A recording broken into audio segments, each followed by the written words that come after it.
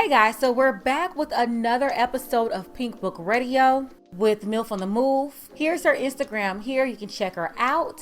Fellas, you can hit her up and everything, but just don't be acting crazy and stuff, okay? But she recently appeared on Kevin Samuel's show. But today she's just here to be able to dive into her story more and to really be able to give us the background on some of the stuff that she mentioned during Kevin's video.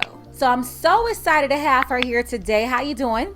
I'm great. How you doing? Doing wonderful. Let's go ahead and get into it. For the audience out there, she's 31 years old, soon to be 32. Originally from California, but what part of the country are you in now? I live in Las Vegas, Nevada. So a lot of people move from California to Vegas as well. How long have you been in Vegas? Do you like it there versus Cali?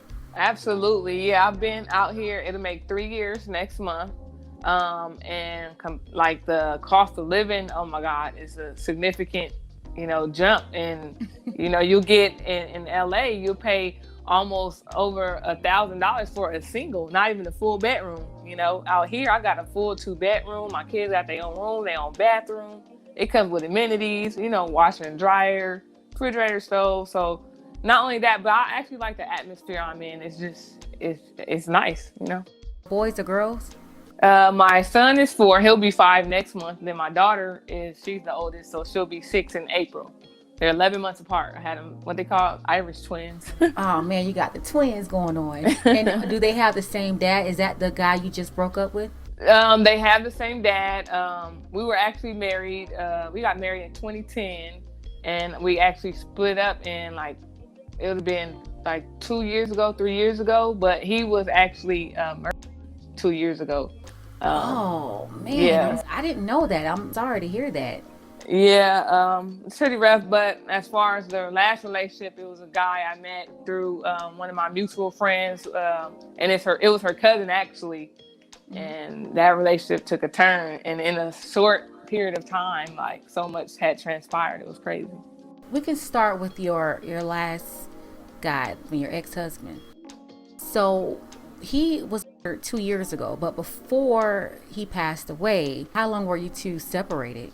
So we were separated 2 years. So that's everything. I was actually talking to my mentor yesterday, how my timing is off. So much has happened in my life, I don't even get the timing right. So he's been going 2 years, and we split up 2 years before he passed away. Can I ask what happened to him?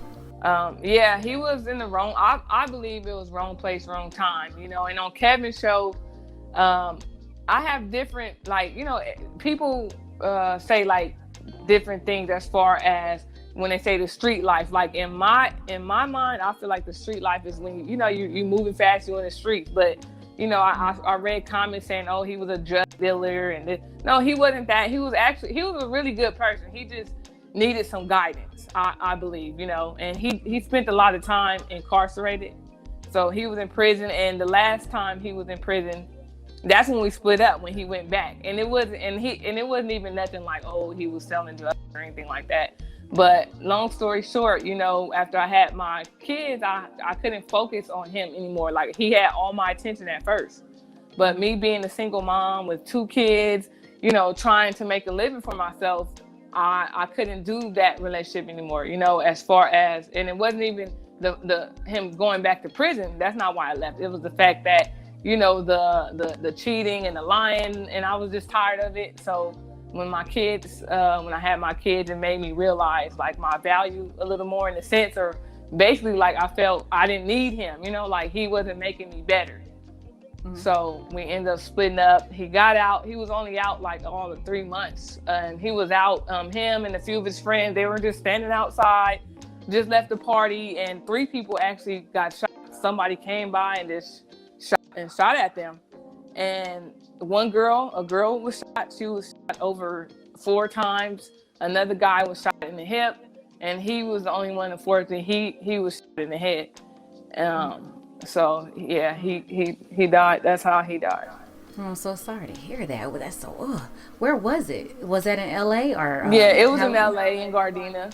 And they were just standing around, just talking, trying to. I guess they were. I don't know what they were going to go get something to eat after. The boy, I ended up talking to the other boy that had got shot in the hospital, and he was just telling me a little bit of the story, what happened, and I just feel like it was wrong place, wrong time, you know. And then LA, those streets is no joke. You know, you don't even have to be a gang member. Bullets, they have no more, it's no more boundaries. You know, I didn't even know too much about the gang life and stuff, but I knew that they didn't touch women and kids. But now it's anybody's a target, you know. And so, were you two the same age, or was he older or younger?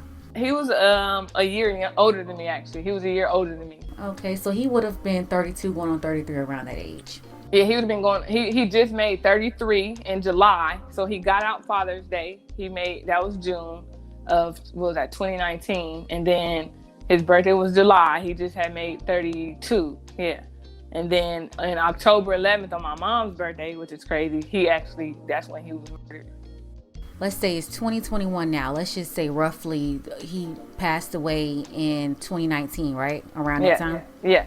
All right. So 2019, he passed away, and that was 3 months after him from getting out of jail. You guys separated around 2017. That's like 7 years into marriage. Right. So you guys were like basically around the same age, pretty young when you got married. What made you decide to get married into him? Okay, so this is where the long story comes in. So I grew up in Hawthorne. He grew up in Hawthorne. The first time I saw him, I was 9 years old, but my grandmother pretty much raised me, and she was the type, like, all you do is go to school, come back home, eat your dinner, go to bed. That's all I did. That's all I knew. I didn't know too much of, you know, life outside of that. And his family was cut from a different cloth, you know. There is some, you know, related and you know, from the family, from where his family is from, so he knew what he knew, so that's that street life as well. So I ended up when I first seen him, everybody knew I had a little crush on him, but I was scared of boys for a long time. Like, I was a tomboy. You know, in the way my grandma raised me, I wasn't nowhere near thinking about being with nobody. So long story short, in Hawthorne, it was like like a Hispanic gang, I guess, against our black people, another gang, and he basically had got into it with these Hispanics. So the story is the Hispanics had shot at him, and this is way before I would even talk to him. Like, I was still in like probably middle school, barely high school. So this happened to him as like a middle schooler? He was 16 at this time, 16. So I was only So I was 15, so I think I had to be in high school at that age. So, long story short, so I guess they ran into the Mexicans who shot at them, him and his friend, and then they, you know, of course they retaliated or whatever. They had to protect themselves. Somebody got shot in the foot, and they gave him attempted murder for that and 2 strikes. So that's how he ended up getting the 9-year bid. And so long story short, so moving forward, his sister went to my high school as well. So she's a year younger than me. And I promise you, Pink, I can't tell you. I don't know if it was just all God's plan. It had to be, because I saw his sister. I'm doing summer school. I was doing summer school for a few credits, because when my mom came back in my life, that's a whole nother story. Like, she pretty much undid a lot my grandmother had did. So I was missing school. I didn't even go nowhere. I just stayed home. I just didn't go to school because I didn't feel like getting up. So I'm going to summer school, and I seen his sister. What came out my mouth was, "How's your brother?" Go back in there, baby. I'm like, "How's your brother doing?" I'm like, "What's his address so I can write him?" Mind you, I don't know nothing about prison. I don't know nothing about, you know, none of that. And that just came out my mouth. And I got his address, and I wrote him a letter. So of course, you know, he wrote back. So I'm like 17 at this time. I didn't even have no driver's license yet. So he writing me, but I'm not thinking nothing of it. And mind you, this whole time on my end, I'm dealing with this, you know, going through the changes of life, you know, and then not having my family not really involved too much, like with what I was going, you know, what was going on. I'm just doing me. You know, I'm just learning and living and doing me. And I had a job, so I worked. I had a job at age 17. So I ended up with 2 jobs. Like, I go to work, catch the bus. I didn't have a car at this time. Going to work. And then after that, I ended up meeting this girl. We was close friends for a long time. Like, she was pretty much ended up family. And I would just hop in the car with her. And like, you know, she'll go to little parties and stuff like that. Like, that's how I ended up actually, you know, getting out, you know, as far as the little partying scene. But other than that. That's after grandma basically had you tied up for years. Yes, So exactly. your grandma, she ran a very strict ship. Yes, she Okay. had structure. Exactly. Right. And so that sounds like your grandmother was trying to do the right thing. In like maybe 20 seconds, can you explain briefly what Yeah. happened with your mom and your dad? And who's your dad? So I never met my dad. My mother took me from birth from my dad. I don't know the full story, but my mom ended up having a drug addiction, but she wasn't a bad mother. Like, even though she was on the drugs and that, she had that addiction, that was her way of, I guess that was her outlet, because she was going to get married to somebody. This is way before me, and he died. I don't know but he died right before they was going to get married. And ever since then, like, I think that broke her heart. And my dad supposedly was the one who introduced her to the drugs. I'm not 100% sure, but that's what I do remember hearing. So she was battling that, and so she'll come around. My mom, she was a nurse, so she was just like me. Like, I'm just kind of like her, pretty much. Very caring, loving. Yeah, you have a lot more in common with her than you probably even recognize. When it Yes. comes to your mother and the guy that she was going to marry before your father, what was his life? Did he have an occupation? Was he involved in street life? The guy my mom was going to marry, I don't think he was in street life. As far as I know, I don't really know too much. Like, it's a lot of stuff that I never got to ask. It's a lot of unanswered questions. But as now that I have kids, I realize, like, I feel like I'm living my mom's life, in the sense, like, everything she went through, all the hardships, and now I understand. I'm like, I can understand how she ended up, like, not backsliding, like, ended up going back to using drugs, because it's hard. If you're not mentally equipped, like, this world is, it's not a very nice place, in a sense. But I'm not saying it's all bad, but you know why it's so important for you at this point. I'm glad you recognize what you just said. You have so much in common with her, and you see, the things that she went through in life and how she got to the point that she was at. I mean, it sounds like she was raised by a decent mother who raised you in a decent way, but it still feels like she got dropped off into some toxic situations, and she became toxic by way of those situations. And now you're being exposed to all this toxic stuff from your mother. I mean, she wasn't with your father, and she ran off from him, so you never even knew him or know anything about him. So I guess we can't even really say anything about him because we don't know him. But one thing I would say, the mistake that you made, let's have you take accountability. Getting involved and getting attracted to the bad boy. What made you attracted to that scene? What made you gravitate towards that bad guy? And I was going to actually get into that. Yeah, so basically, with me, when I started writing him, my kid's dad, in prison, like, even though, like, of course, I mean, there are people too. Like, everybody that goes to jail don't make them a bad person. Some people go to jail in prison and haven't even done nothing. I believe that is true. I know a girl right now. Well, she's a young woman, and she was going to face 10 years for something that she didn't do.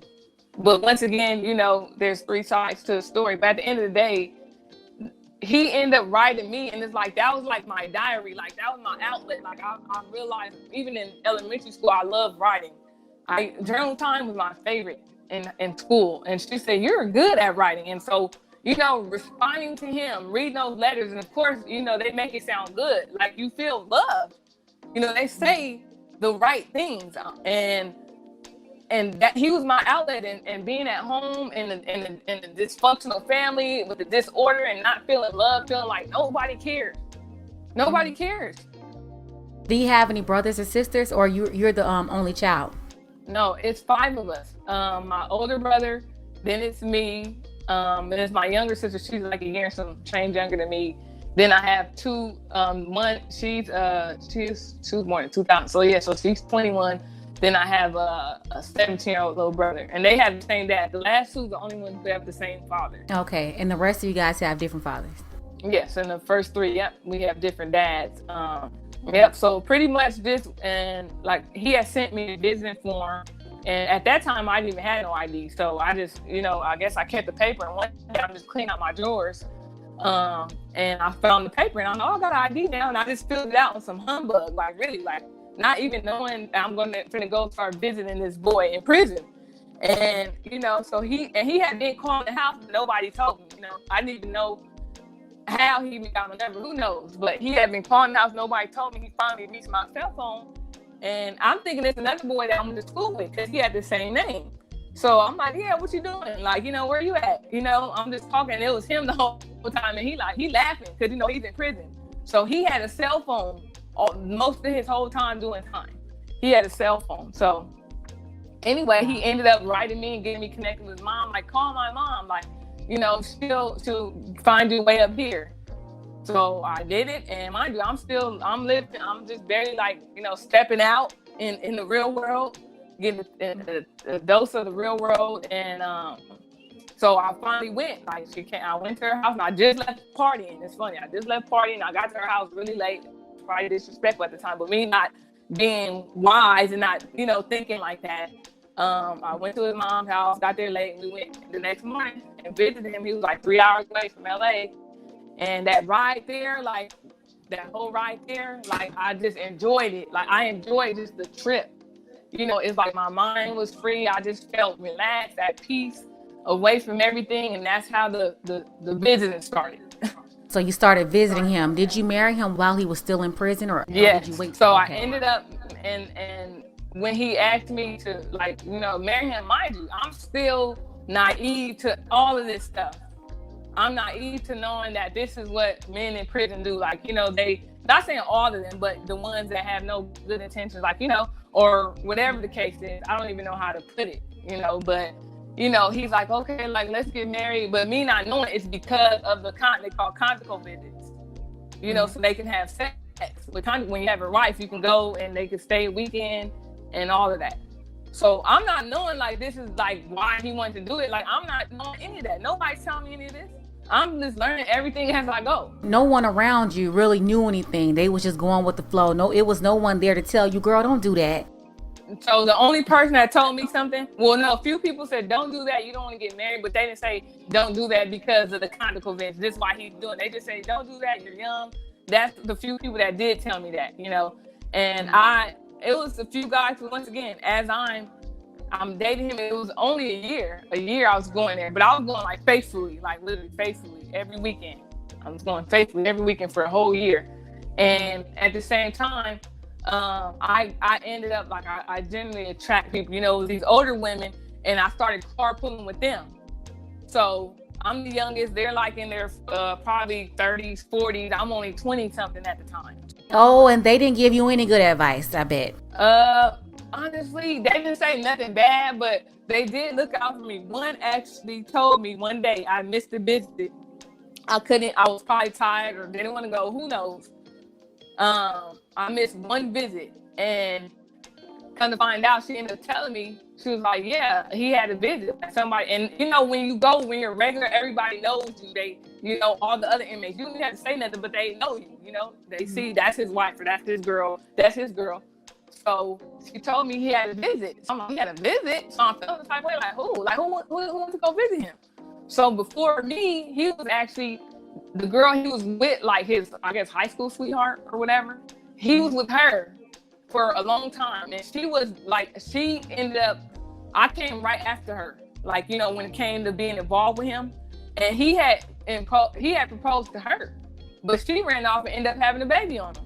So I guess, there's attachment still. She came and visited when I didn't come, when I didn't show up. She came up there, but the fact that the lady looked out, she went against the grain, her own husband. I'm sure her husband told her, stay out of it, But she told me because she felt some type of way, you're a good girl and this, that, and the other. So after I found out he lied, and he because he lied about it, of course, but I found, it ended up coming out. But I was still doing my due diligence with him, come to visit and still talk to him. But I started living my life on my house. I'm in jail, cheating on me. That's crazy. Why would he hurt me like that? I'm out here doing this. Did you find this out before you had your baby or after? No, yeah, I didn't get pregnant until after 8 years. No, 7 years. So, oh man, you went through all of this with him. At that time, at 22, that was age 21, 22, yeah. That was at 21, 22. He went to jail. He's cheating on you while he's in jail. But after that, I didn't. I just started, I'm gonna do me. I started doing me. That's when I started. I talked to other guys, but and he slept with other guys. But I told him, I would tell the guys, like, I have a man, I have somebody, and I told him, break down the situation a little bit. So don't fall in love, no feelings and all that. But I actually ended up getting proposed to outside. Like, it was. Oh, you messed up so bad. Oh, and you had a good guy.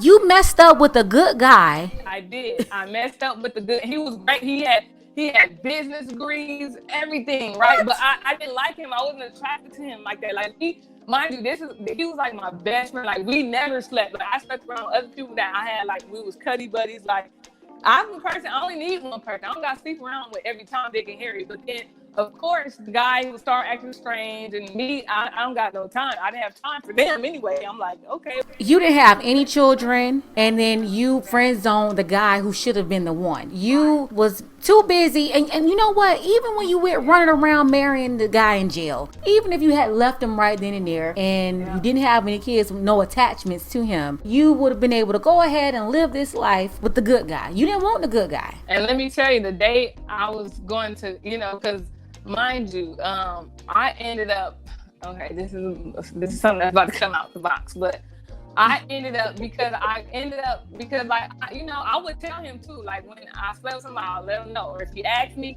if you ask me something more than one time, I'm going to tell you the truth. I can't, like, I don't like lying. I don't, because my conscience, I have a like, God bless me. I'm glad I'm blessed with that conscience, Mm-hmm. So I ended up working at this job, this little check casher place. And then this one stud chick, like, she was cute, like, but mind you, I'm not attracted to girls. Like, I'm not like women, I just thought she was like, I don't know if you call her cute or handsome, I don't know, whatever. But she was a nice looking lady or whatever. I'm like, well, maybe if I hang out with her, then I won't go sleep around with anybody. I won't get any, like, any toxic relationship with these guys out here, and how they are, like, so we ended up hanging out with her. I ended up liking her. It was crazy. So we ended up, like, hanging out, and she was older. She was like 10 years older than me, but she was a good person, and she ended up falling in love with me a short period of time. Like, I wouldn't say fall in love, but she ended up loving me, and I was telling her about the situation. I'm like, yeah, I'm supposed to get married, this, that, and the other, but I didn't think I was gonna get married. At this time, I'm just going with the flow. So me and the girl had gotten into it about something, and I didn't feel appreciated. So I'm like, man, let me just call, like, because the whole marriage process is a process, right? So they kept delaying it. I need this. So I just called up there, like, on some humbug. I don't know what I was thinking. I guess I was that mad. I was like, let me see if they're going to give us a marriage date. But mind you, the whole time I don't want to get married. But I still called. They said, you got the date for the 27th, November 27th. This is 2010. And it was already, like, November, in the beginning of November. So I'm like, what? Like, I was shocked to hear that. So he found out. So he's telling me, this, that, and the, like, okay, you're going to get married. So the day before, and I told the girl I wasn't going to get married. I told her. So the day before the little marriage ceremony, whatever, up there, the night before, I went to his mom and his dad, and I was crying, like, I don't want to get married. Like, I'm not ready. And I knew I wasn't ready. I'm like, how do I love two people at the same time? Like, I love him and I love her. That means I'm not ready. So you was cheating on him before he started cheating on you? No. He started cheating before. And that's when I started stepping out the box. That's when I started dating other people. Yeah. So do you see, out of all of this, how problematic all this was before we even introduced children, right? Yeah. You see where you went wrong. Did you see the wrong mistakes you made? Yes. And this is all because of the lack of having guidance, the lack of not having a father, the lack of, my mom passed in 2000, I got married in 2010, but the fact that she wasn't mentally there when she actually ended up, what do you call it? When alcoholics, when they go back, it's called, I can't think of the word, when they end up going back to the drugs, like they're clean and then they end up relapsing. There you go. I couldn't think of the word right now. So when she relapsed the last time after being clean for 5 years, and nobody ever thought she would do drugs. Like, we thought she was done, but when she came back this time, like, she wasn't mentally there.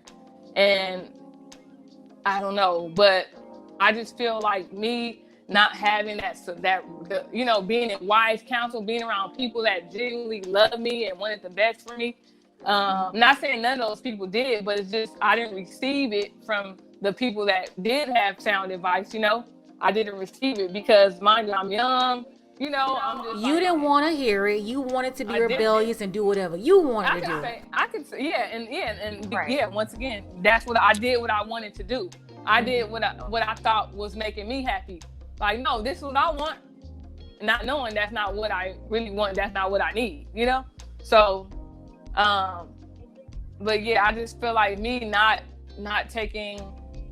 doing the work and being where I was supposed to be not heading in the right direction. I wasn't heading in the right direction. What happened to your mom? So my mom, so she was clean, finally. This was like probably after 10th grade, or no, was it right before no, because it was 5. Yeah, so right before, like 9th grade was when she came, and she actually had all of us living together at one time. And everything was going good, but when she came in, like, she pretty much, probably not being a mother, for being in the streets and not having, dealing with responsibilities and all this, she pretty much just let us do whatever. Like, What year was that your mom came in? What age? Like, this was like I was in like 9th grade, so I had to be. How old are you in 9th grade? 15, 16. This was like, I went to high school in 2000. I graduated in 2007. So it had to be 2003. That was in 2003. Yeah, so I was like, what, 13? That 13, 14? So she came in and she let us do pretty much whatever, and like she'll ground us and take my phone, and then she'll give it back. I'll ask, like, Mom, please, do one of those. She'll give it back. She used to ask us to help her around the house. Or, can you go pick up your little brother or sister from school? But I'll be like, no, like, I'm not even knowing. Like, that's why I said, now that I'm in her shoes, I see what she meant. Like, just, I feel like even after she died, like, I felt guilty about a lot of things. Like, dang, like, I couldn't help my mom more. But I'm young. I'm not knowing that. I'm not knowing how much pressure she was under, Mm-hmm. So. When did she pass away? So she passed away in 2011. She passed away 2011. But when she relapsed, this was like I think 12th grade year, a little bit after that. She ended up getting back clean or whatever, but she found her a little place, and she ended up coming back, I guess, like kind of like bipolar in a sense. I don't know what happened at the time, but she used to go off on people randomly in the store. Like, I was my mama's baby. Like, that was my mom. Like, I don't care what she was doing, where she was at. I just wanted to be with her. So I would be the one to take her, to run her errands during the month. In the 1st and the 3rd of the month, I'd pick her up, take her to the bank, do this, do that, and I'd go over there and visit her. And at this time, I'm still dealing with my kid's dad. And mind you, I told you he had a cell phone. So I'm always having the phone in my ear like 90% of the time. And then he was stressing me out. So then me being stressed out, letting him stress me out. And then my mom started stressing me out with the stuff she was doing, because me not understanding that she's sick, something's, but it was just a lot on me, I'm out here trying to figure it out. I'm trying to figure out, because I was supposed to go to college. I got accepted to a few colleges, Northridge. And then what happened was, when it was time to, they needed something. They had requested something from me that they needed my transcripts, or I think they needed my transcripts. And I never did the work. I just left it alone, like, forget it. And that's how I didn't end up going to college. And so I'm just, working hard, going to these jobs, not feeling like going to work, trying to find a place, like all that. Happened at the same time. And were you out of high school when your mom passed? Yeah, I was already out of high school. So what happened was, one day I took my mom to go run her errands. She went off on the people in the grocery store, and I'm like feeling like so embarrassed, like, oh my God, Mm-hmm. So we get back and we pull up to her house, or where she stayed, and I just go off on her. Like, I'm like, Mom, I said, that's not right that all this time you've been in and out of my life and you come back like this. And I told her that. Mm-hmm. So after that, I told myself, I'm not going to go over there unless you call me. I should just go over there. Mm-hmm. So I hadn't spoke to her in like a month. Like, it was like a month. Like, she hadn't called or anything. And I didn't call her. I'm just stressed out, you know, and the last two, my little brother and sister dad, he was actually alcoholic. They met at a program, which is crazy. She ended up marrying him when she got pregnant with my little sister. I was mad. Like, how she gonna have kids? Like, how she gonna have a kid? I was mad. mad. Like, I was mad. And then she ended up pregnant again. My brother, like, how the hell she gonna have babies? Like, she wasn't even in our life. Now these babies about to get the attention. Like, that's how I felt. When she passed away, what was the cause? So what happened was she had, and nobody knew this, because when mind you, she came back, right? So she didn't come back herself. So she was kind of like, you know, saying all kind of crazy stuff. And she kept telling everybody, I'm going to die soon. But nobody believed it. Nobody. I didn't even believe her. I'm like, okay, that's how much stuff she would randomly say. Like, no, like, it was hard to believe what she was saying. And she, so long story short, so after that time I talked to her and I didn't call her again. She called me again, randomly saying, can I bring my little brother and sister by? Because the dad wasn't letting them see her.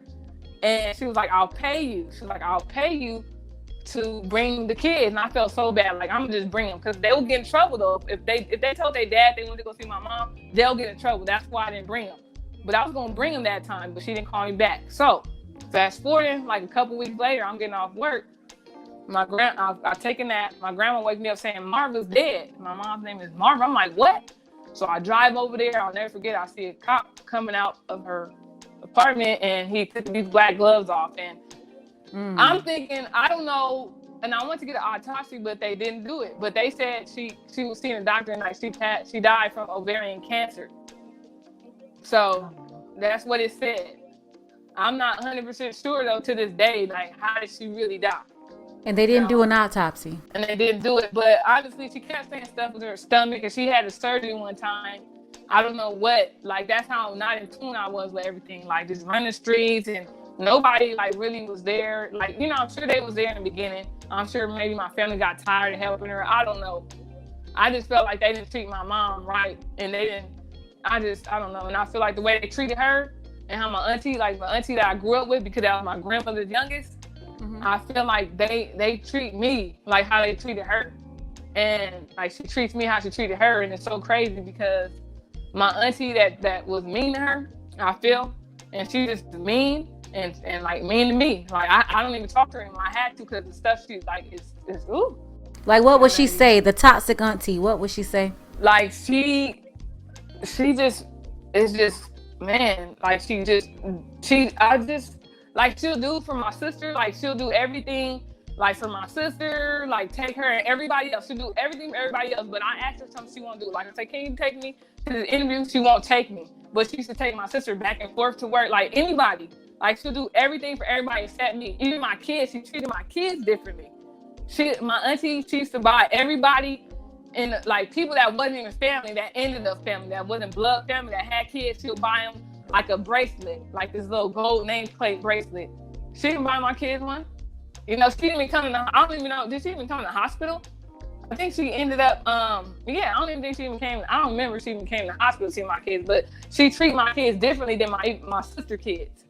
Did you ask her what was the problem or what was the reason? I would ask her all the time, like, you know, I'd break down, I'd been crying in front of her, like, what's going on? Like, and I'm thinking, maybe I need to let her in or something, like, it's not too much going on, like, you know, but whatever it is, I will open up to her, I'll cry to her, like, I'll feel this way, like, why are you like that? Like, what did I do? Like, she don't say nothing, like, you know, and I still love on her, like, I'm the type, that's my family, and that's why it hurts, because how she treats me.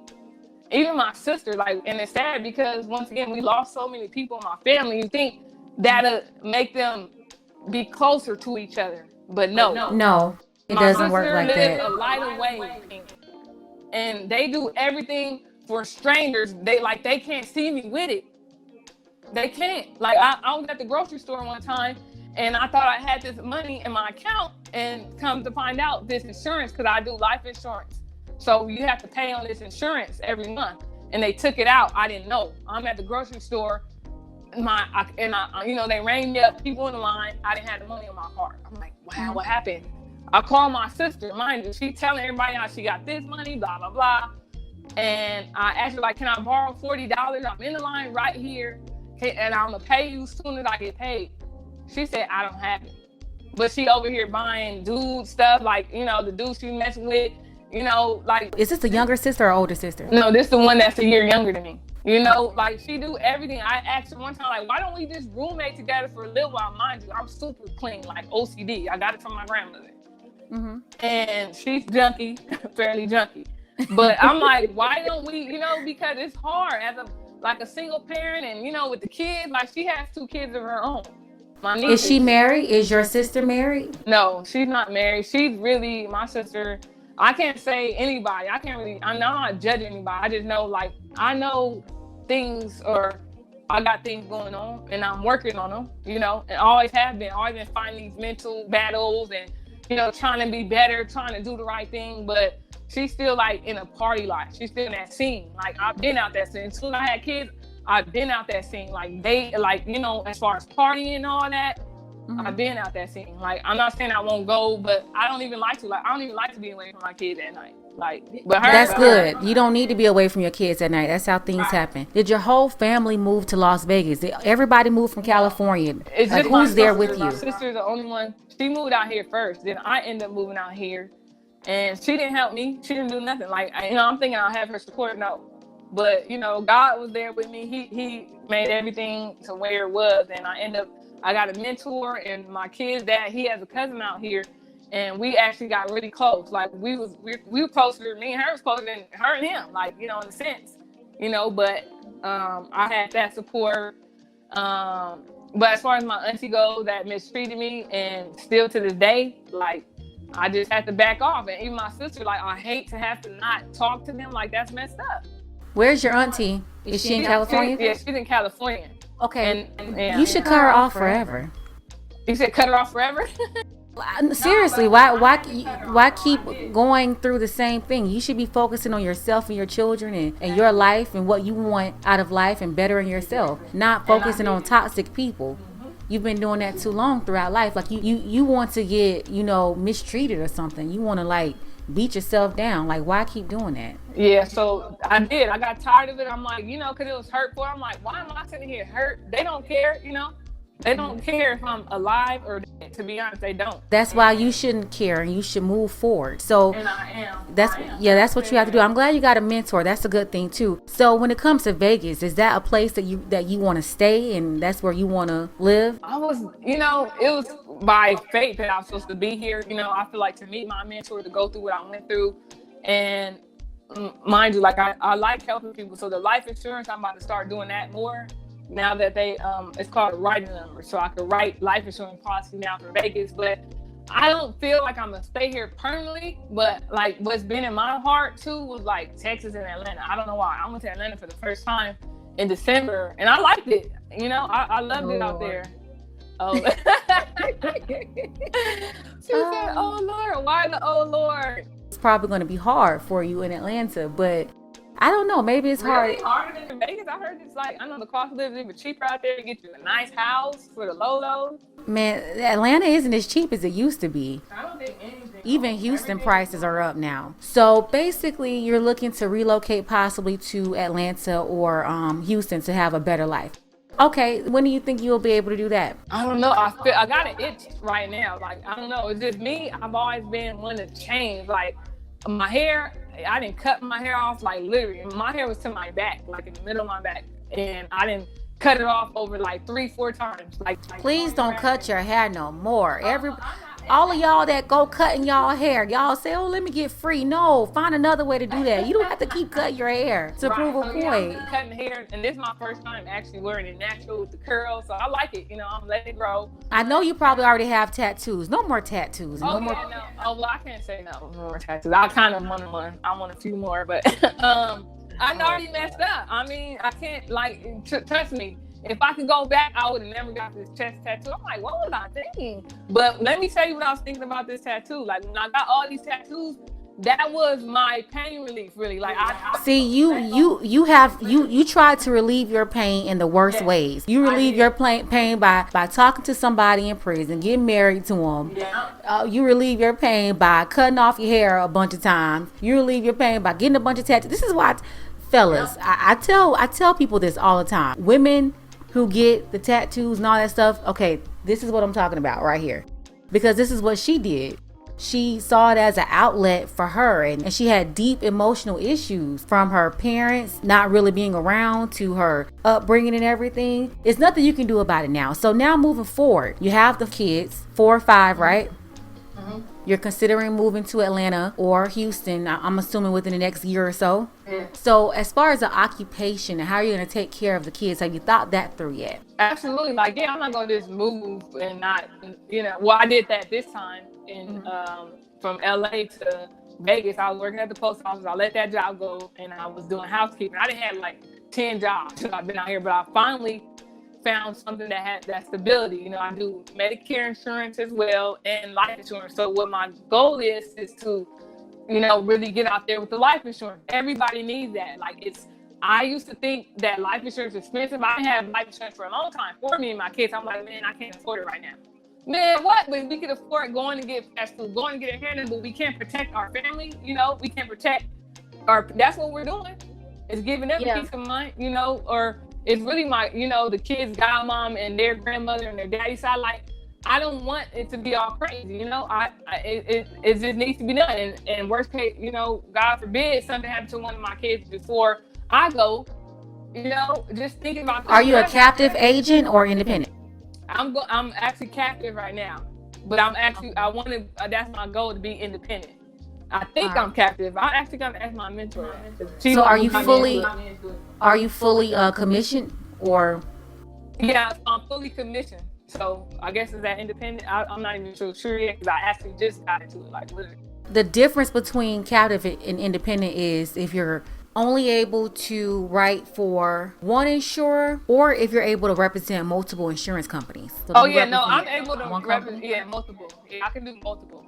All right, so it sounds like you're independent. So basically, You're independent, you're commissioned. So if you don't sell, you're not going to be able to make any money. You have to hustle. Are you like stronghold on that industry? Like, are you going to definitely do the work necessary to work in that industry? Yeah, I am. And honestly, like, I don't even like selling stuff. I promise you. I'm like, who likes selling stuff? Well, some people do. That is something I don't like to do. But because my gift is like really talking to people, like, and I have that energy, I can sell. Like, I can sell, like, without even selling. Like, like, it just happens. And I realized that at a check casher place I worked out here, we had these little Netsmith cards. So I didn't even used to sell them.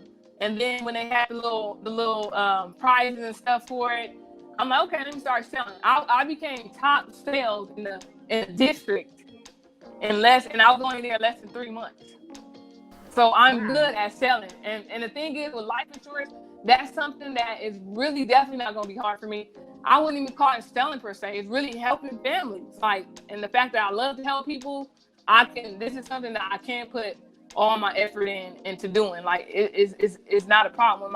When my mentor sat down and did it with me, and I'm like, hey, I could do this. Like, this is cool. Like, when she sat and broke it down, and I'm like, this is something I can do. Well, yeah, and it's easy for you to transfer to Houston and Georgia as well. It's easy to transfer your license, or you could still be licensed in Vegas and pick up the additional licenses for those 2 states to be able to write in those states. And I'm definitely going to pick up California for sure. There's so many people out there that don't know how important life insurance is. Like, and it'd be the main ones that need it. The people, with their families in that scene, like, y'all, like, man, like, everybody needs life insurance. Seriously. I heard a story where a girl, she was actually in the scene, like, actually gang activities, and she ended up struggling. She just had a kid. She had 2 or 3 kids, but she just had a fresh baby, and no life insurance, and her family didn't have any money.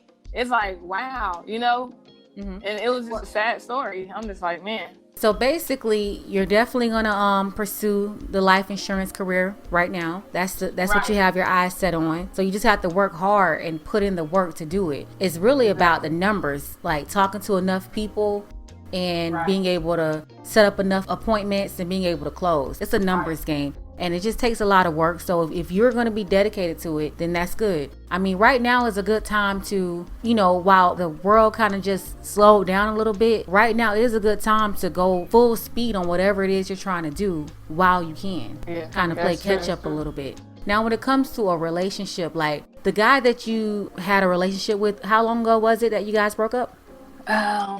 February 13th.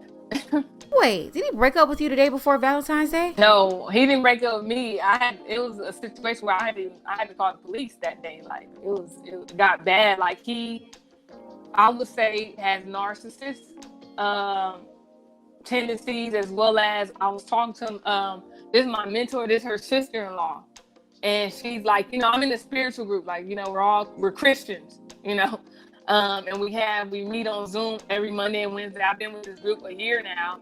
And even when I started dating the guy, my mentor was like, wait a minute, didn't you tell me you wasn't ready for dating? Like, she's like my mom, And I'm like, yeah. She's like, well, what made you go on a date? I'm like, I don't know, I just wanted to go out. Like, and it went from there.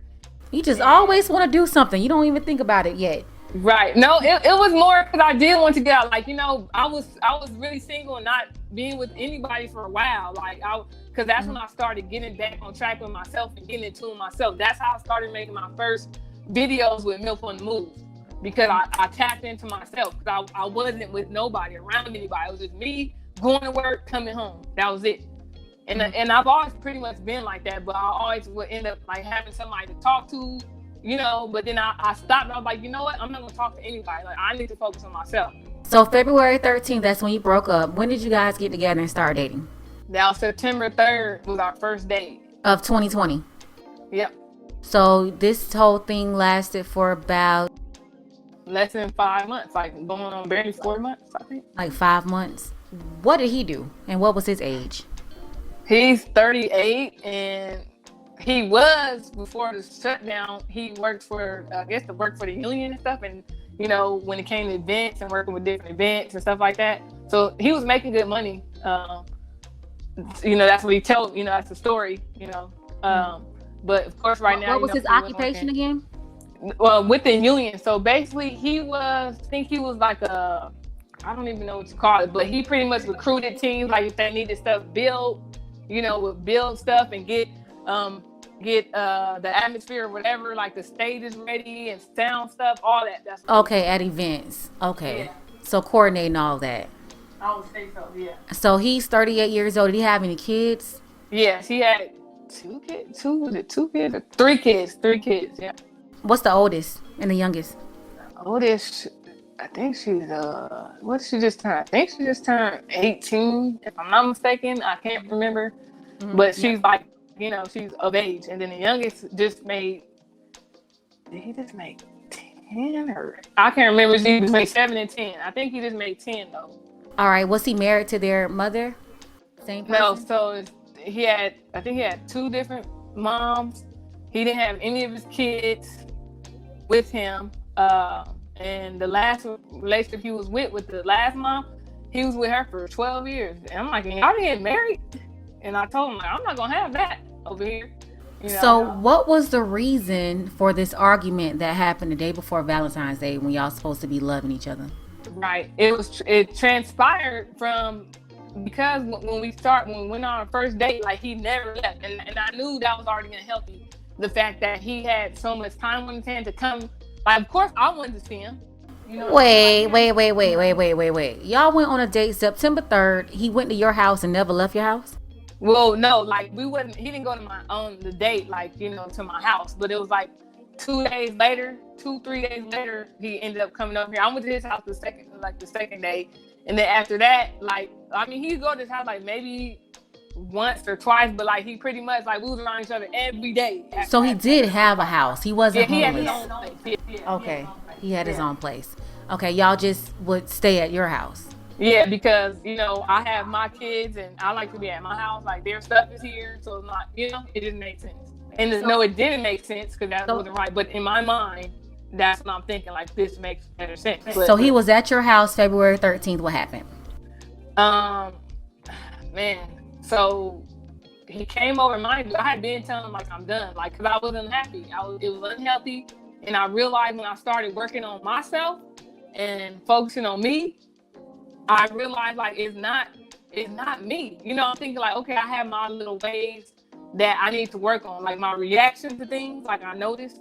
But you know, just because somebody does something that's wrong, that don't give you the right to disrespect anybody. What he did, you You know, still you ain't know. get to it. What happened? What Okay, started okay, this argument? What happened? because it's not gonna, you're not gonna get the gist of it. But this is just what happened. So What did you do? he came. So he came. Mind you, I already told him like I'm done. Like I'm done. We send the whole text message. I'm done. This, that, and the other. And then this is what he always do because he don't take rejection well. I'm coming over at 9. We're gonna do sip and paint. So mind you, I'm like, he don't get it. Like I don't want to be with him. Like like this is not healthy. And he came over. He wasn't even over here like 20 minutes. I just got done making something to eat, so we're supposed to do sip and paint. So because he felt some type of way, because I've been like I started setting my boundaries late. I did it backwards. Like I opened up full fledged, and when I started realizing how things were going, I just started putting my foot down. Like he stopped spending my everything. So you were supposed to go to sip and paint? No, at home. We were doing it at home. Like we went to the little dollar store. Like that's what kind of stuff I like to do. Oh, okay. You know. So you did sip and paint at home with him? We didn't even get to do it, but that was the goal. So he get here and automatically, like I'm in the kitchen, I'm listening to my affirmations and positive, I'm just in a positive vibe. I'm listening to it. So he's standing up and he like just on his phone. So I'm like, I already felt his spirit. Like I felt it. I promise you. I'm like, he came over here. He's doing this on purpose. Like that's the kind of stuff he like to antagonize me. But it's like, I don't care who he's talking to, because at this point I didn't care anymore. Like I was over and done. Like in my mind and my heart. You had been in the kitchen at the time, but then he came over on his cell phone so he can show you that he's texting somebody. He was just really just texting away, like just sitting there and just in his phone. So, but mind you, I'm minding my business. I still keep cooking. I'm like, just okay. Maybe he'll just get off in a second. So I go in my room. I'm like, let me know when you're done so we can, when you're ready to interact with me. I'm here, no rush. I'm trying to keep everything smooth. So he like, nah, I'm coming here, like you're good. Like, but his tone and his voice, like when you know somebody and when they're trying to, like he was being extra sarcastic. I could tell, like this is like, and I felt the spirit. I'm like, so I go in there, and then he asked me a few questions, and then I have to go back in the room and give my son his medicine or whatever. So I come back. And he had went outside. Because he smokes weed. I don't smoke weed. So he went outside, and then mind you, I had a big old trash. Like before the end of the night, like I'll put my trash by the door so I can go take it out. And it was some boxes in front of the door. So he goes outside. I said, "Did you go outside?" I said, "You went outside. You didn't take the trash with you?" Like because I know how he is. It's like he's the type like, oh, when he get mad, then he not like even take out the trash. Like that's crazy to me. Like that's how petty you are. Like So anyway, he said, well, I didn't see it. But mind you, it's right in front of the door. Like you cannot miss it. So that's when I knew, and I knew I wasn't wrong when I was feeling his spirit. I said, oh, he came over here on some BS. Like, so I go back in the kitchen. I'm like, well, I said, why? I said, and he's still just sitting there on his phone. So I'm like, well, why don't you finish your phone conversation outside? When you're ready to interact, we can do it. Because it was already, this time, it's like he's being disrespectful intentionally at this point. Like I already knew it. So I'm like, he's like, what did he end up saying? Let me end the story. So anyway, he was like, I am talking to you, like in this voice, like, and I knew what he was doing. So long story short, I'm like, did you come over here to like just like, take my piece or what? Like, what did you come over here for? So he ended up like just going on and on and on and on. So I'm like, why are you going on and on? All I did was ask you to go finish your conversation. We could finish painting. Or we can start painting. We haven't even started yet. So he just randomly, mind you, my kids are in the room. They're not even asleep, but the door closed. He just told me, why don't you just shut the F up? Like, really, like, all because of this. When I promise you, I don't like swearing. I don't swear and put stuff on anything. When I'm telling you, I'm not lying about this is exactly what happened. But I told you, I felt his spirit when he came. And he like, shut the F up. Like, and mind you, I'm like, what? So I'm like, first of all, my kids are in there. You're not going to disrespect me in my house like that. So he said it again. And before he did that, he had got up and walked and closed the door. So it's like he premeditated everything he did. Because I noticed when he went to go close the door, I'm like, why did he close the door? So, but everything is going so fast. So, and then he kept saying, then he was like, shut up. So I'm like, just leave. I said, just leave. So he ended up like moving real slow. And as he's like putting on his shoes and moving slow, like he's calling me everything but a saint. Like, you a hoe, you this, that, and the other, you a thought, you an insecure AD. You know, I don't know if we can't curse on here, but he called me, I'm insecure, I'm this. I'm like, insecure? Like, where is this coming from? Because I'm far from, that's one thing I am not, you know? Mm-hmm. And if anything, he was probably insecure. So he doing all that. And then next thing you know, he had the bottle that he had brought. He had bought some Bacardi for him and bought some wine for me. So he petty. I'm like, go ahead, take your wine. And he was gonna take a little $6.99 wine, whatever, take your wine. And then he he get the bottle like he about to hit me. He was like this, like basically half an inch from my face with the bottle. I'm like, you need to go. And then my kids are out the room by this time. Like, this never happened in front of my kids. So when my kids was right there, like, I'm hot. I'm like, you need to go. You need to go. So then next thing you know, when he leaving out the door, he spits in my face. He spit in my face. And I didn't know what else he was all going to do. So that's how I ended up calling the police. Because I didn't know what was going through. The fact that he was finna hit me with this bottle, I don't know what he was finna do. And your kids saw this. And my kids saw all this. And that's why I'm like, what? Like, I couldn't believe it. That's when I knew. I said, oh no, like, it was already bad enough the stuff he's done previously. But for my kids to actually see this, like, that was it. That was it. That was the line drawn.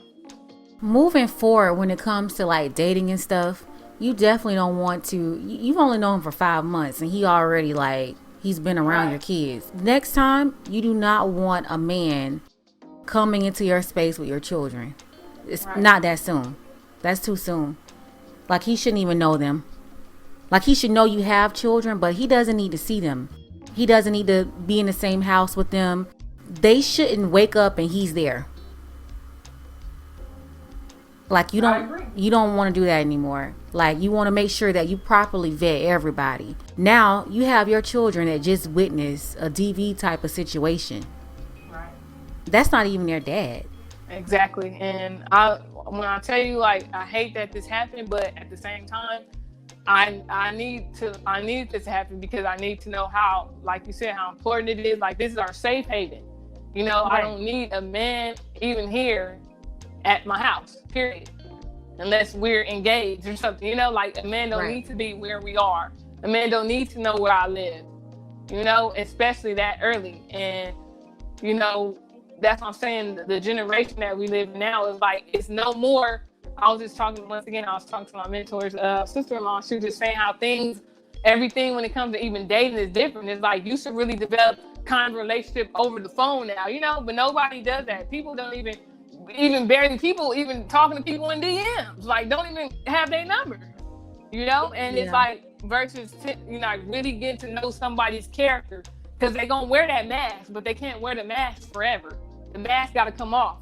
And because he was around me every day, like, it came off sooner, and I should have I brought this on myself because I didn't have the will, or I didn't cut it off when I wanted to. Even though I've been with her, I didn't do it. I'm glad that you see that you're the one who brought this guy into your house. You allowed him to come into your house and with your kids. So I'm glad to hear that you're at least taking accountability for that. That's how I know that deep down you're really trying to be better, because you don't shy away from accountability. Like, you have to take accountability when it comes to stuff like this, and it's definitely resting at your feet when it comes to this. Even though he did whatever he did, it's still on you, because he shouldn't have been in your house anyway around your 4 and 5 year old kid in like 5 months. Right. And if he was properly vetted, you would have never even let him in there. Exactly. And you know, when they say you live and you learn, and it's like, this time, you know, and after speaking with her name is, I call her TC. Carla's like, and she was letting me know about her, like, she gave, you know, like, she was telling me a little about what she'd been through and these abusive relationships. Like, these relationships like this, like something like this, like dealing with somebody that don't take rejection well, and then the fact that I didn't, set my boundaries and, being all those qualities that he have, or, that were poor, like this, like people end up, it'd be a murder and a suicide, or just a murder. Like just because people don't know how to take rejection. And, so it's like she really opened up my eyes to seeing how dangerous and how bad how ugly that could have got, Yeah, you're blessed that it didn't get and ugly. Yeah, she was like, I'm thank God that God had his grace on you, and like he always does. Right. And I'm just so grateful that God, like, he always protects me, Definitely. And because that could have went so bad. Seriously. You're so saved and protected, because I'm telling you, in most situations like that, we hear about it on the news. Right. And it's like, and it's God usually, always gives me another chance to like, okay, I gotta do better. Now I know the signs, And he would have done you. He would have popped you, and then popped your kids, and then popped himself. Right, exactly. So you see how dangerous that situation could have been. And all over all in less than 4 months. Like just that. Like it's not even worth it. It's not worth it. It's not. It's not worth it for sure. So like moving forward, when it comes to dating now, like what are you looking for in a man? What are the characteristics? So now that you said that, I'm making a pledge to myself. Like I'm going to be single. I'm not going to date for 12 months. Like my mentor, she started this single thing called living in singleness. And like, I'm not going to date for 12 months. Like I'm going to really be dedicated and date myself. And as far as relationships go, we read the scripture. It was 1 Corinthians 1:14. I think it was 14:3, but it was just talking about love, like saying what love is. Love is, kind. Love is patient. Love does not boast. And I'm going to sit and write down it's just writing down your negotiables and your non-negotiables. So a non-negotiable would be, he has to be saved. Like he had to accept like Christ as his savior, and he has to have something going on with his life, like that he's working on, something like a passion. Like he has to be passionate about something in life. Can't just be out here just working just to get your money up. No, I've never really cared. I've never cared about money, to be honest. If we didn't need money to live, I wouldn't care about money. When you say he has to be saved, do you mean that can he just be a spiritual man? Like how deep into religion? He can be spiritual. He has to be spiritual. I'm gonna say that. He don't have to be. I can't say that, like you gotta be like I accepted Christ, but I'm still, I'm still sinning, I'm still doing wrong.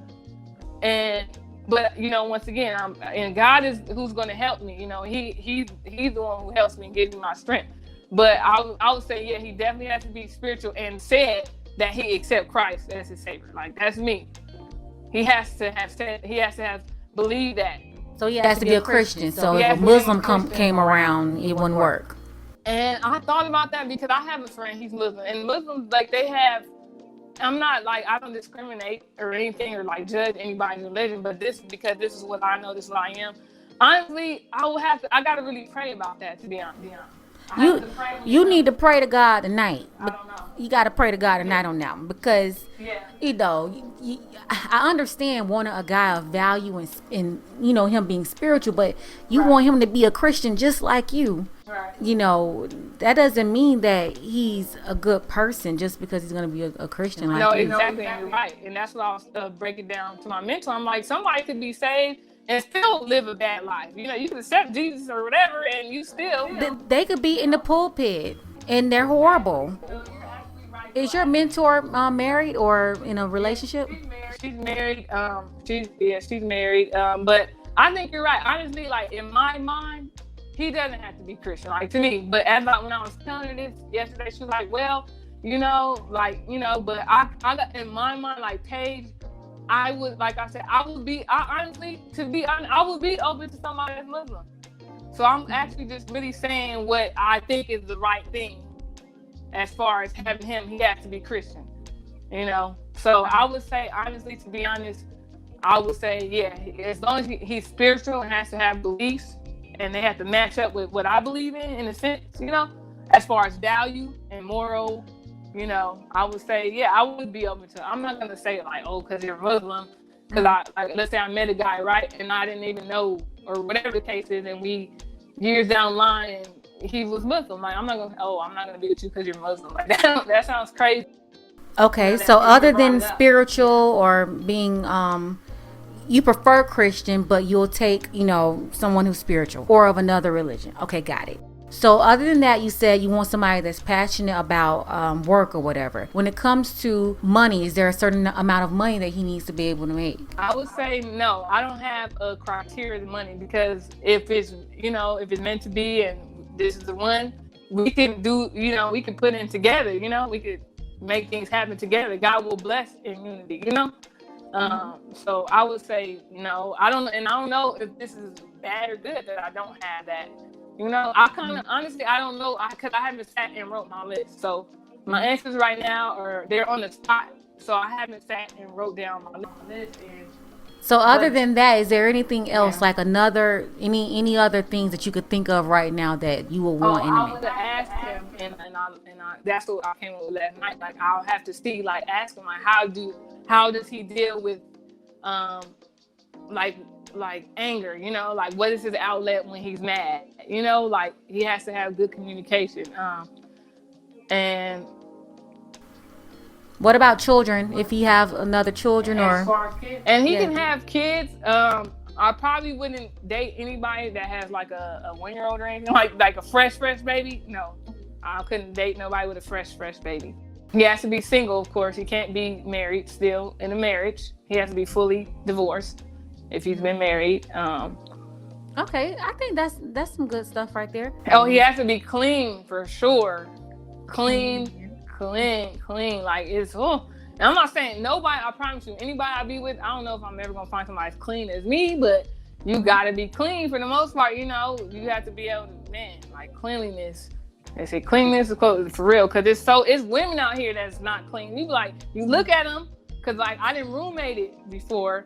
Like, she looked clean, like everything. And then when she came, like, what? Like, it's nasty people out here. I'm gonna tell you that.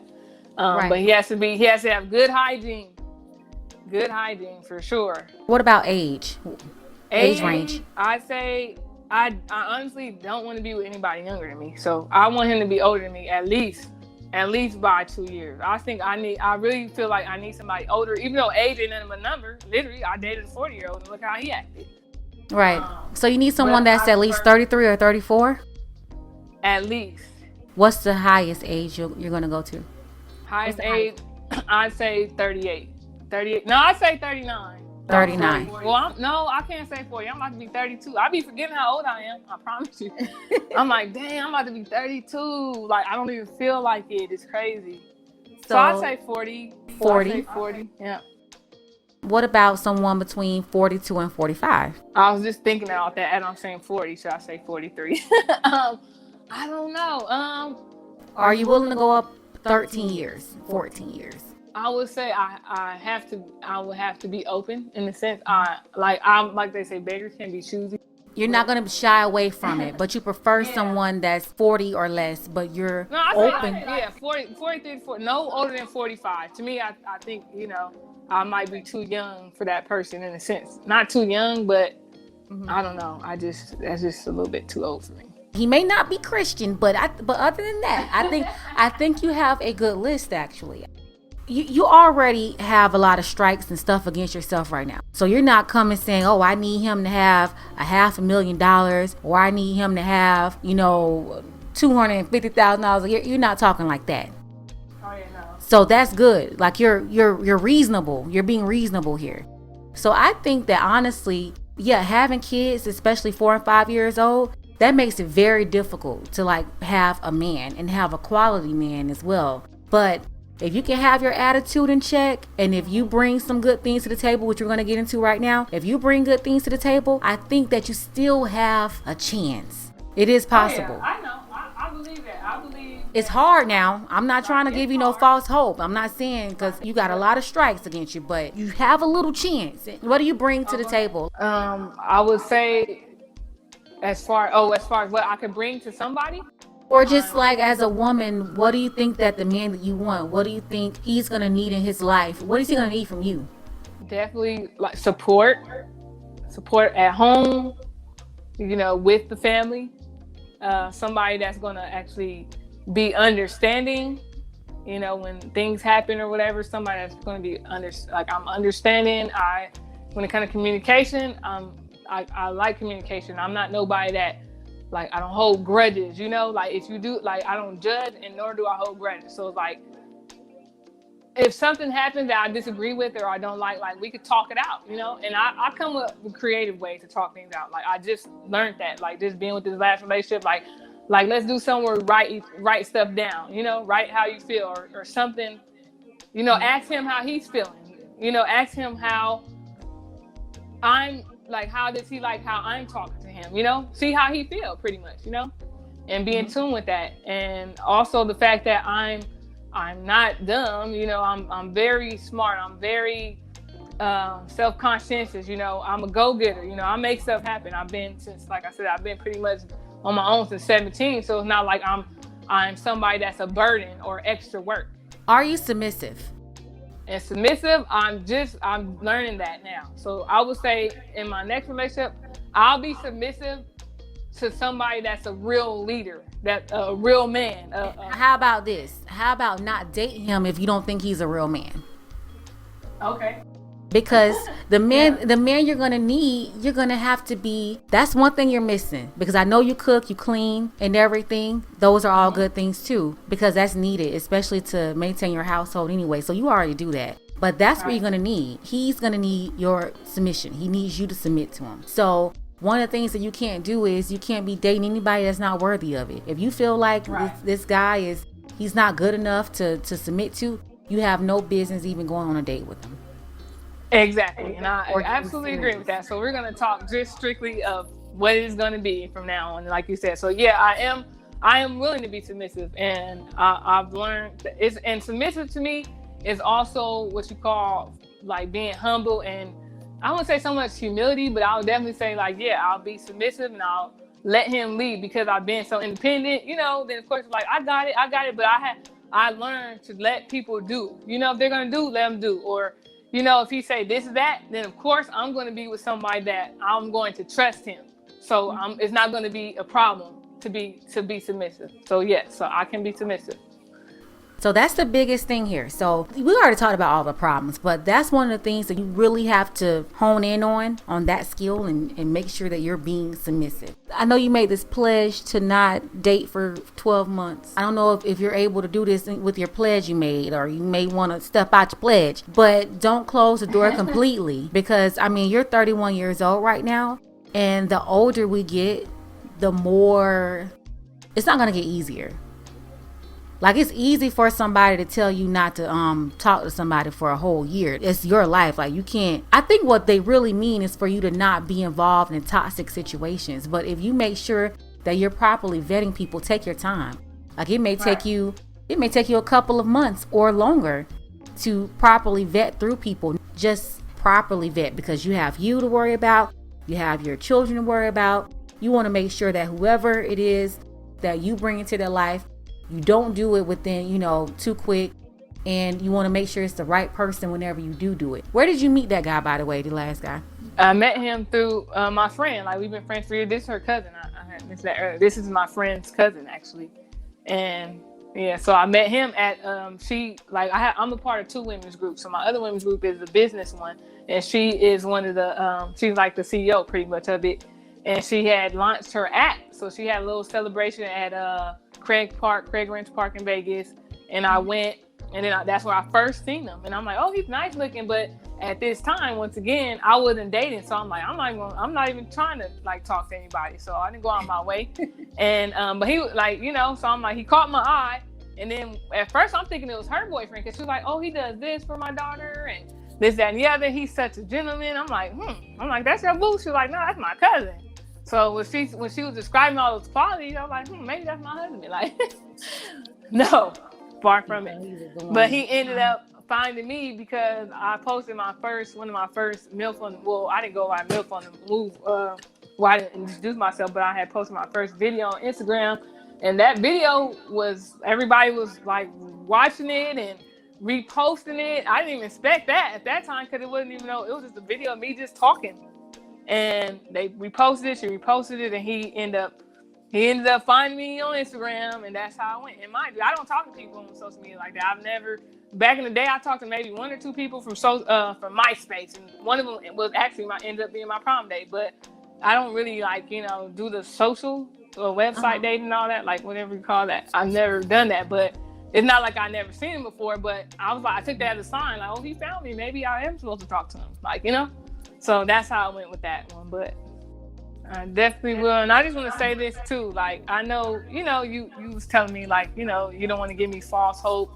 And, like I guess you call them strikes or, I guess like you have kids. So that takes away your value or whatever, and I didn't push my kids. I had C-section, but the fact that I guess that, somebody then shot up the club, how he said that, I was dying laughing when I saw that episode. But to me, I feel like nobody can put a value on you. Like, that's how I am. Like, even though everybody has their own opinion, everybody views things differently, but because I know and I know who I am and I know whose I am, I never I thank God that I got tattoos as an outlet. Like, I've been in toxic relationship as an outlet, but the fact that I'm not on no drugs, I'm grateful for everything in my life and how God has gave me grace and shed grace on me. Like, I could have gave up and when I didn't have a job for 3 months, I could have went and, took the easy way out and tried to go and finesse guys and go sell my body and go strip, try to make fast cash. But I never done any of that because I know that it's going to get better. It's going to get better. This is not what it is. Just because it seems like what it is. Like, I'm looking at this situation and I've been through this in the past. It's like, I'm not who I used to be. I'm not even who I used to be February 13th.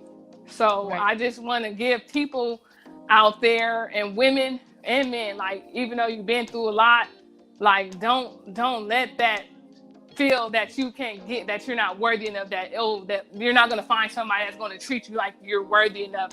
And I believe that if you have the desire to be with somebody and you have the desire for marriage, like, it's somebody that's out there that's for you, but we just have to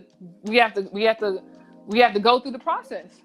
I think there is someone out there for you. I just know that when it comes to like conversations like this, you're usually dealing with women who have unrealistic expectations. And women who saying they want the top 10%, the top 5%, 1% of men, but then they have all these issues going on and they don't realize that those top 10%, 5%, 1% men, what they want, they don't actually fit the criteria. But for you, I don't think that your expectations are unrealistic. I think that the stuff that you're looking at, I think is reasonable. But, there's still a challenge. You have men who just don't want to take on the responsibility of raising another man's kids. Like, he's gonna have to basically adopt your children, basically. And I'm not saying that you won't find them. I think you can find them. But I think that the fact that you have realistic expectations and you're coachable. Right. And it's crazy that people, that women, like, that ask for this, I guess, whatever, the top 10 and all that. Like, I don't know. I never really thought about, like, even when dating men, like, of course, like, I want somebody that's got a job and working. But I never think about how much money they make because I'm focused on me making my money and getting where I need to be and knowing what's mine and getting to what's mine. So it's like, I think that's where they go wrong. Like, they so focused on somebody that's going to, you want somebody to take care of them. There's nothing wrong with having expectations. But like you said, these women out here that's not even, having anything that qualifies them to bring to the table, and it's like, that's where they go wrong. It's like to even demand that. Yeah, that's exactly. Like, how could, you got the nerve, like, in a sense. But I think that your expectations, I think it's in line with the level you are at and what you want in life as well. I don't think you're like saying, oh, I want $1 million man, I think that you just have the right attitude. That's all I can say. That's gonna love me and like real love me and my children and really like be there and take care of us the way like he's supposed to, like a real man, and have real love. That's the main thing. All that money and stuff, you can't take none of that with you, you know? And I know I have never starved. No matter what I've been through, I have never starved. You know, my kids, and you know, they're never going to starve. So it's like everybody money is just exchange. It's a piece of paper. Everybody puts this energy in money, and that's the problem of this is the world we live in. And yeah, you know, it's nothing wrong. And I'm just learning that now. Like, it's nothing wrong with wanting more. Like, want more. I be telling myself, like, want more. Like, I'm comfortable, you know, where I'm at. Like, in my 2-bedroom apartment, I'm so comfortable. Like, it's like God sent me this place. And it's like, but, you know, I'm like, I gotta want more, you know? I can't just stay here, even though there's nothing wrong. But, like, listening to Lois Hay, she say, leave what you're leaving, what I have now, I'm gonna leave it, and somebody else is gonna have it. And I'm gonna go somewhere higher, you know, just to reach higher. But that's a good place for us to end this right now. That's a good place. It's a good word. So how can people find you? You can find me on Instagram, and it's at MILF on the move, MILF on the move. Just that's how you could. But right now, just you can find me there. Just go there. You know, I'm sure I'll see the message eventually. And I like to sit and reply. You know, and yeah, you can find me there. I'll be there. I'm in Vegas. You know, and I'm always looking to spread love. Like, so if you got some love, don't DM me or get in my inbox with some other stuff. And I'm not trying to date right now. So, you know, I'm open to talking and like building relationships in a sense, like as long as it's valuable, it's going to benefit each other, you know? Thank you for sharing your story today on Pink Book Radio. Thank you. And I thank you for allowing me to join your platform. And, you know, I talk a lot. So yeah, I'm glad you cut me off because I can talk. But I like what you're doing. You know, keep doing what you're doing. God bless you, and thank you again for the opportunity. And there it is. Much love to MILF on the Move. Her Instagram is below in the description. I really want to thank her for joining the show and just being so open and honest with us. If you want to support this program, make sure you hit up the Cash App below. Give this video a thumbs up. Make sure you subscribe to this channel and share.